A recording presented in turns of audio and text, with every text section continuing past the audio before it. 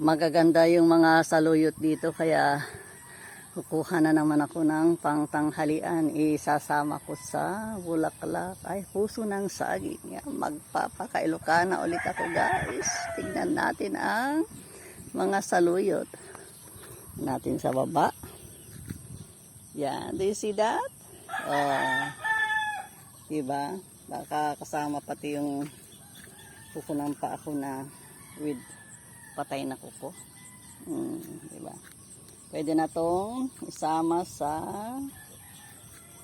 puso ng saging mamaya.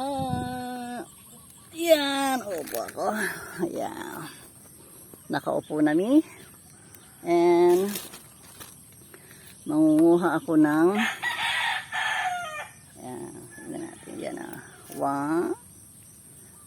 Hindi ko na kailangang lumayo.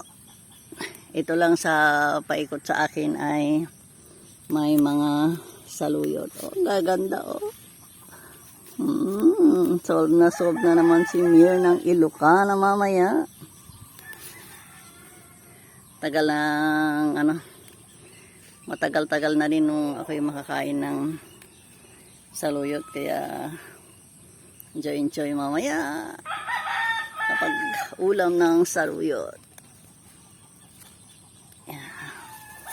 Sabayan. Saka yan, nakaupo lang ako dito. You see me here, sitting. Ito ang saluyot.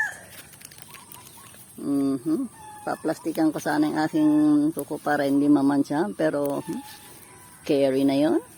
Tanggalin na lang mamaya yung mancha ng saluyot. Ito lang, daming agad.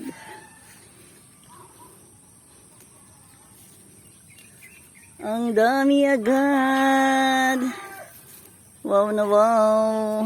Ito pa OMG. Titira ko yung iba kasi masyadong marami. Ganito ba namang libre ang ulam dito lang sa paligid.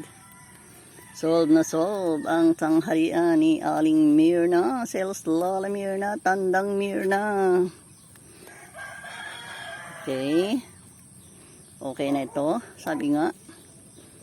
Kasya na ito sa akin dahil nag-isa lang naman akong kakain itong iluluto kong saluyot. Tignan nyo, ayan ang dami na. Kaya bye-bye ulit sa inyo, and thank you for always watching. Always watching sa aking mga kalokohan. Bye guys! Mwah! Mwah! See ya!